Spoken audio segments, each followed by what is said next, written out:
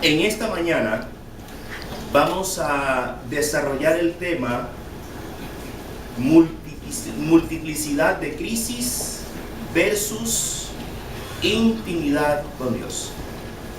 Y el texto que vamos a utilizar como base es el Evangelio de Juan, capítulo 11, versículo 1 en adelante. Y voy a leer la historia para que ustedes la refresquen la memoria, y a partir de la historia vamos a tocar algunos aspectos de ella. Dice así: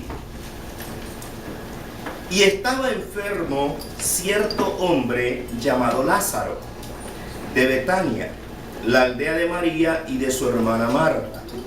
María, cuyo hermano Lázaro estaba enfermo, fue la que ungió al Señor con perfume y le secó los pies con sus cabellos. Este versículo 2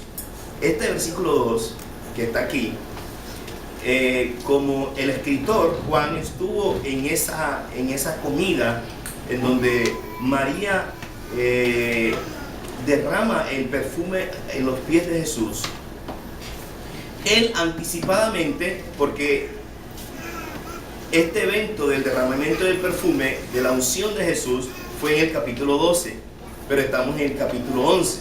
Entonces el autor que estuvo allí y que estuvo presente, entonces hace una remembranza del mismo y dice, para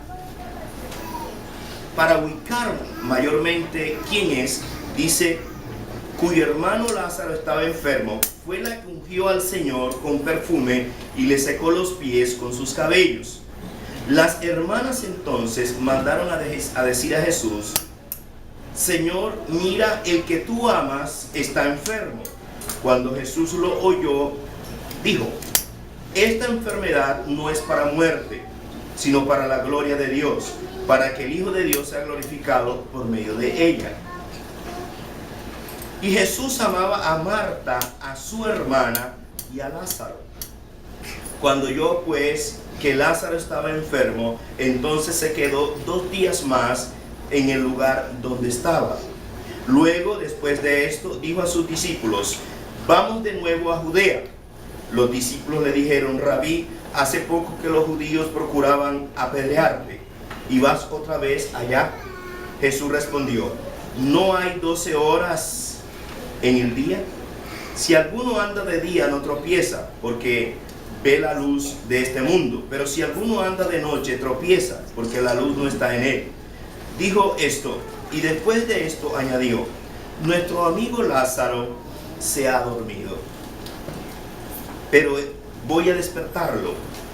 Los discípulos entonces le dijeron: Señor, si se ha dormido, ¿se recuperará? Pero Jesús había hablado de la muerte de Lázaro, mas ellos creyeron que hablaba literalmente del sueño. Entonces Jesús por eso les dijo claramente: Lázaro ha muerto. Y por causa de vosotros me alegro de no haber estado allí para que creáis. Pero vamos a donde está él. Tomás, llamado el Dídimo, dijo entonces a sus condiscípulos: vamos nosotros también para morir con él.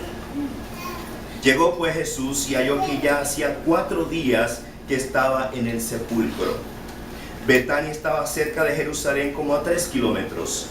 Y muchos de los judíos que habían venido a casa de Marta y María para consolarlas por la muerte de su hermano. Entonces Marta, cuando oyó que Jesús venía, fue a su encuentro, pero María se quedó sentada en casa.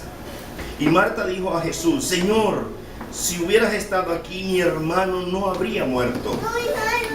Aún ahora yo sé que todo lo que pidas a Dios, Dios te lo concederá. Jesús le dijo: tu hermano resucitará. Marta le contestó: yo sé que resucitará en la resurrección, en el día final. Jesús le dijo: yo soy la resurrección y la vida. El que cree en mí, aunque muera, vivirá. Y todo el que vive y cree en mí no morirá jamás. ¿Crees esto? Ella le dijo: sí, Señor, yo he creído que tú eres el Cristo, el Hijo de Dios, el que viene al mundo. Y habiendo dicho esto, se fue y llamó a su hermana María, diciéndole en secreto: el maestro está aquí y te llama. Tan pronto como ella lo oyó, se levantó rápidamente y fue hacia él.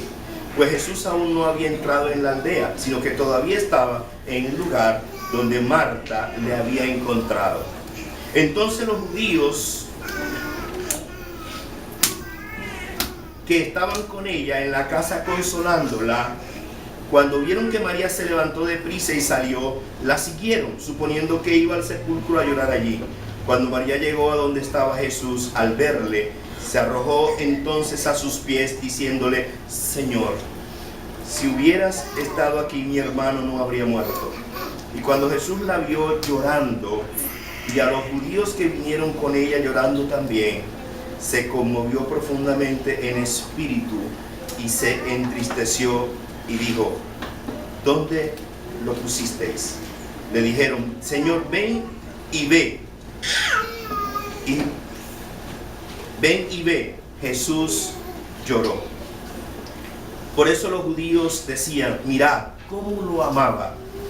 Por eso los judíos decían: mirad cómo lo amaba. Pero algunos de ellos dijeron: ¿no podía este que abrió los ojos del ciego haber evitado también que Lázaro muriera? Entonces Jesús, de nuevo, profundamente conmovido en su interior, fue al sepulcro. Era una cueva y tenía una piedra puesta sobre ella. Jesús dijo: quitad la piedra. Marta, hermana del que había muerto, le dijo: Señor, ya hiede, porque hace 4 días que murió. Jesús le dijo: ¿no te dije que si crees verás la gloria de Dios? Entonces quitaron la piedra. Jesús alzó los ojos a lo alto y dijo: Padre, te doy gracias porque me has oído.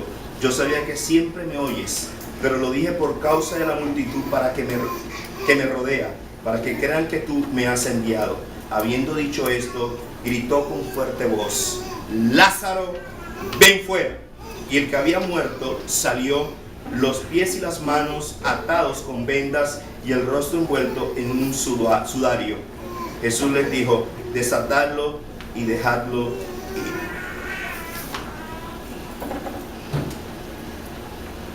El resto de la historia es que a raíz de la resurrección de Lázaro, muchos de los judíos que estaban con estas mujeres consolándoles fueron donde los fariseos y le informaron de lo que había hecho Jesús y le dijeron que lo había resucitado. Y entonces dice que a partir de ese momento los fariseos comenzaron a buscar la forma de matar a Jesús y de matar a Lázaro, porque tenían miedo de que los romanos le quitaran el templo. A partir de aquí vamos a elaborar el tema. ¿Cuántas veces nosotros no nos encontramos en encrucijadas? ¿Cuántas veces nosotros no nos encontramos frente a una variedad de circunstancias difíciles?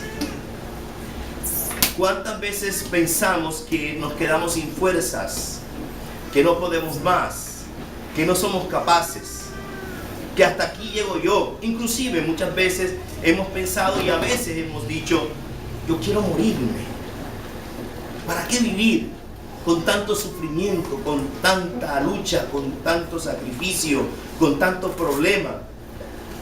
Que la canasta familiar, que el dinero no alcanza, que a veces los chicos no van bien en el colegio, que a veces no me siento tratado o tratada como quisiera que me trataran, porque a veces en el trabajo me va mal, porque en vez de aumentarme me disminuyen el sueldo, porque no me pagan, porque el pagadiario me está persiguiendo, el cachaco me está persiguiendo, todos me persiguen. Y entonces nos encontramos frente a una gran cantidad de situaciones difíciles y a veces nos defraudamos, a veces nos entristecemos a veces inclusive comenzamos a reprender al diablo. Y reprendemos al diablo y decimos: diablo, vete de mi vida, apártate de mí, Satanás. Y el diablo a veces está allá en un rincón llorando y diciendo: Señor, yo no estoy haciendo nada de eso. Me estás acusando de algo que yo no estoy haciendo. A veces ni siquiera nos damos cuenta, señores, a veces ni siquiera nos damos cuenta que es Dios mismo tratando con nosotros. Y le echamos la culpa al diablo, le echamos la culpa al gobierno, le echamos la culpa a las circunstancias de la vida, le echamos la culpa a nuestro pasado. Y no nos damos cuenta que es posible que la mano de Dios esté en todo esto. Que no sea el diablo.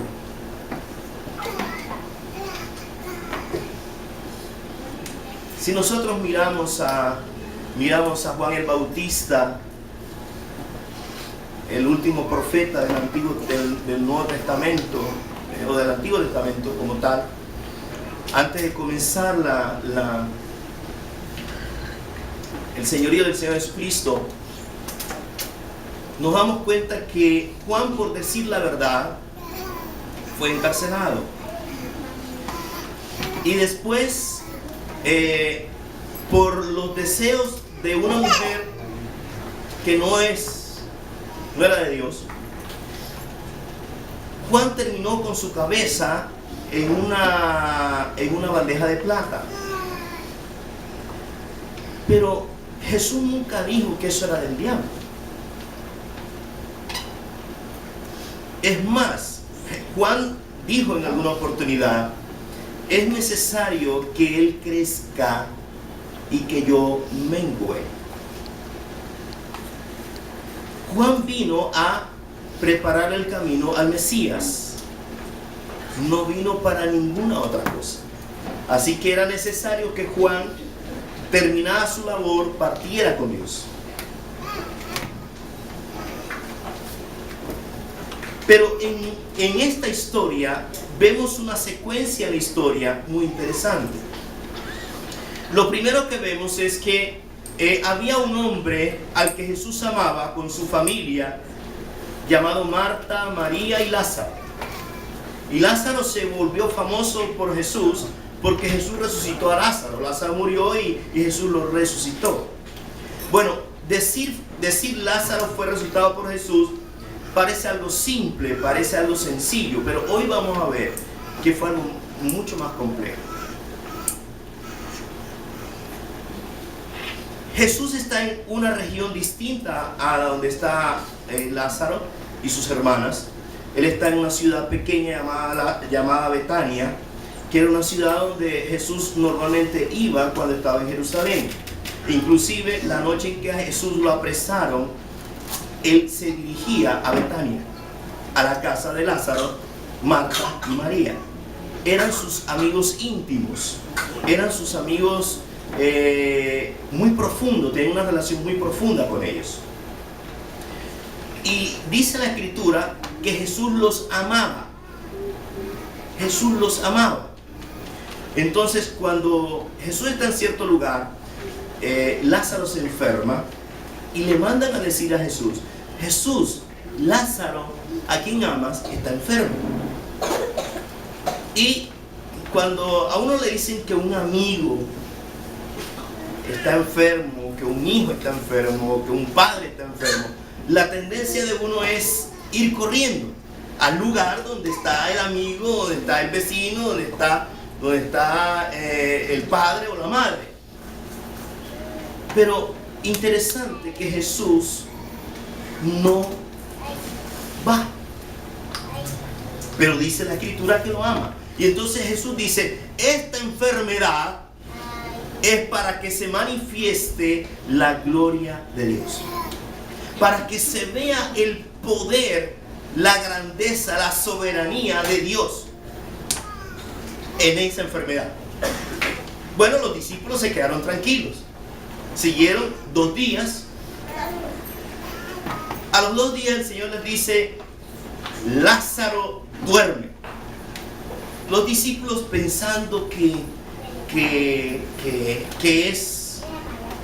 Lázaro se había dormido con el sueño del descanso, dice, bueno, vamos a despertarlo. Pero Jesús ya le dice abiertamente, Lázaro está muerto. Lázaro murió. Señores, en la vida hay cosas que nosotros podemos controlar. Pero en la vida hay cosas, las cosas realmente importantes, las cosas realmente definitivas, son cosas que nosotros no podemos controlar. Nadie puede decir, bueno, estoy considerando la posibilidad de ir a mi sepelio. Estoy considerando la posibilidad. Eso no tiene forma. Es sí o sí. Nadie puede decir, bueno, a mí me gustaría nacer en un hogar humilde allá en Dubái, con un jaque que tenga unos 50 o 60 limosinas, humilde, una cuna humilde. Nadie elige dónde van a ser. De pronto, si pudiéramos elegir, elegiríamos otra familia. Pero resulta que eso no está bajo nuestra potestad, bajo nuestra autoridad. A veces ni siquiera elegimos cuántos hijos vamos a tener. Yo recuerdo que mi hermana tenía un hijo y se unió con una persona, quedó embarazada y se suponía que iba a venir un hijo, pero no vino un hijo, sino vinieron 3 hijos. Entonces, de un solo golpe pasó de 1 a 4. A 4 hijos. Entonces, hay cosas que uno no puede determinar a quién se va a parecer. Eso es tan complejo. Entonces, hay decisiones que nosotros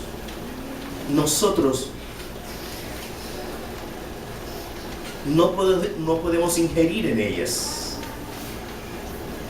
¿Cuántos padres no dicen, yo quiero tener un hijo, yo quiero tener un varón? Y resulta que la mujer tuvo todas niñas.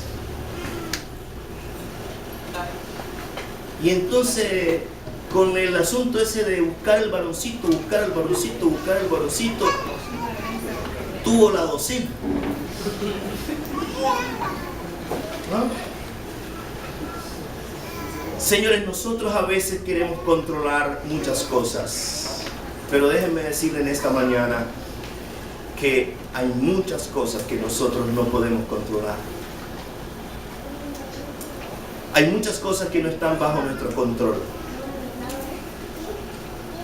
Si usted me pregunta, si yo le pregunto de pronto a uno de los padres que está aquí, ¿con quién te gustaría que se casara tu hija? ¿Ah?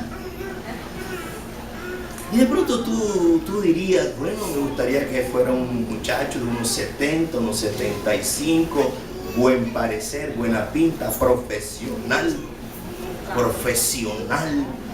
de buena familia, que tuviera sus comodidades, ¿ya?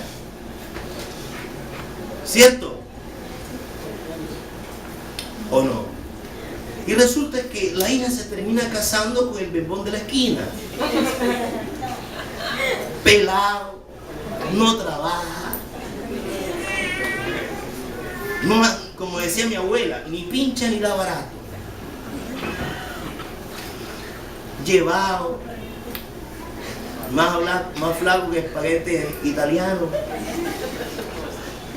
Entonces uno como que dice, ¿Para qué uno se va a amargar la vida en querer elegir el esposo o la esposa del hijo de la hija?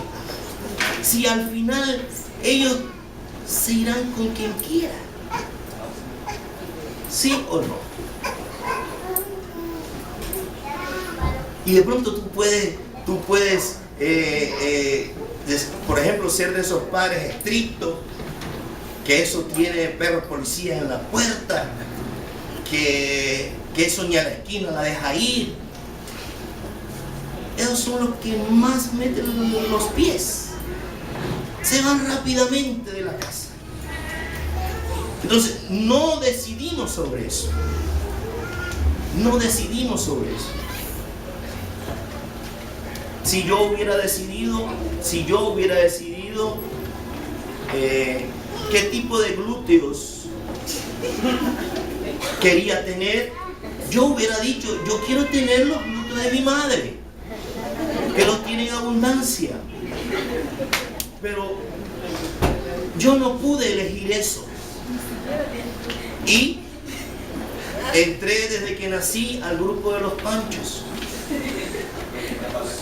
¿Cómo se hace? Entonces, hay cosas que no podemos decidir, pero queremos controlar. Inclusive queremos controlar nuestra vida. Señores, el Señor en esta mañana quiere llevarnos a través de este proceso a que nosotros le permitamos que Él sea quien controle nuestra vida y que nosotros dejemos de controlar nuestra propia vida. Que hoy nosotros al final de este tiempo podamos decirle al Señor, Señor, heme aquí. He querido manejar mi vida como a mí me ha dado la gana. He querido vivir inclusive mi vida cristiana como a mí me ha parecido. Pero en esta mañana rindo mi derecho de gobernar mi vida para que tú seas quien gobierne mi vida. Y si tú le dices eso a Dios, Dios toma muy en serio las palabras de nosotros, porque ninguna palabra es inocente. Y si tú tomas la decisión esta mañana, independientemente de que seas o no seas cristiano, porque hay muchos cristianos que viven su vida a su manera, de su manera y no a la manera de Dios. Y a la manera de Dios, a la manera de cada persona en particular, no se pueden producir los frutos de Dios en la vida de un cristiano. Los cristianos de hoy, de esta época, quieren vivir una vida aparentemente como si fuera con Dios, pero en realidad es sin Dios. Porque a Dios hay que involucrarlo en nuestra barca, en nuestra vida. No simplemente tenerlo allí en una esquina como a veces criticamos a la gente que es católica, porque tiene allá en una esquina una Biblia en el Salmo 91. Señores, a veces nuestra vida es un Salmo 91 cerrado, es una Biblia cerrada, es una vida cerrada a la voluntad perfecta de Dios. Dice la Escritura, por Jehová son ordenados los pasos del hombre y Él aprueba su camino. Si tú quieres que Dios ordene tu vida, entonces tenés que renunciar a tener tú el control de tu vida. A tener el control en tu trabajo, a tener el control en tu esposa, a tener el control en tus hijos, a tener el control en tu dinero, a tener el control en tu salud. Permite que Dios sea el Señor real de tu vida. Y vas a ver cómo tu vida va a florecer con el poder de Dios. Porque cuando nosotros le damos a Dios el lugar, Él se toma en serio eso y comienza a transformar de adentro hacia afuera. Porque a Dios no le gusta repellar. A Dios le gusta tumbar y hacer nuevo.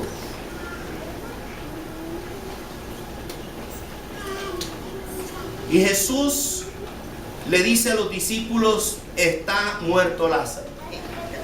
Tomás, que era el mellizo o el dídimo, por eso le dicen el dídimo, Tomás dice, vamos allá a morir con él.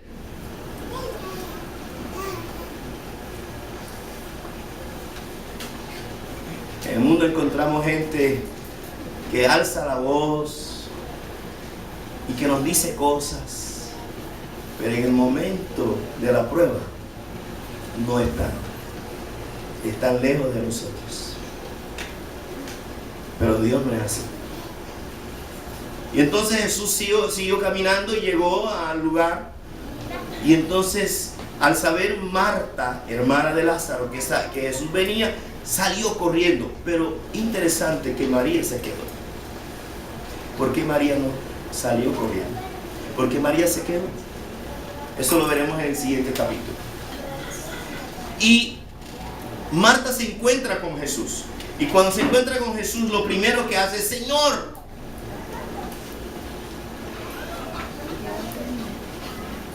Señor, si tú hubieras estado aquí, mi hermano no hubiera muerto. Ese es un nivel. Muchos cristianos ante las pruebas, ante las dificultades, ¿saben lo que hacen? Comienzan a quejarse. Comienzan a decir: Señor, ¿y dónde estás tú? Señor, yo pensé que tú estabas a mi lado. ¿Qué pasa contigo, Señor? Yo creo en ti, Señor. Y no entiende los procesos de Dios. Después Jesús manda a llamar a María. Y cuando Jesús manda a llamar a María, María se levanta inmediatamente. ¿Saben qué? Hay una diferencia grande entre María y Marta. Marta es emocionalista. Es de esas personas que todo lo vuelve algo grande e imposible de lograr alcanzar. Marta es de las que ve las circunstancias. Marta es de las que ve los problemas y se enreda en los problemas. María no. María es una adoradora. María es una mujer que primero escucha la voz de Dios y después se mueve. María no se mueve por las circunstancias. Y entonces María llega donde está Jesús. ¿Y saben lo primero que hace María? No es lo que hizo Marta. Lo primero que hace María es que se postra delante de Jesús y va a adorar. Y después entonces le dice: Señor, si tú hubieras estado aquí, mi hermano no hubiera muerto. Pero ya Jesús había dicho que si creían en Él, aunque estuviera muerto, viviría. Pero Marta, que es una persona que por su forma de ser no tiene la facilidad de captar las cosas espirituales. Entonces María dice: sí, Señor, yo sé que mi hermano va a resucitar en el día final. Pero Jesús le dice: óyeme, cabeza dura, te estoy diciendo que tu hermano, yo soy la resurrección y la vida. Tu hermano va a resucitar. Vamos a donde está él. Y entonces fueron. Y cuando llegaron al lugar, le dice Jesús: quiten la piedra. Porque era un sepulcro en una cueva y había sido colocada una piedra encima.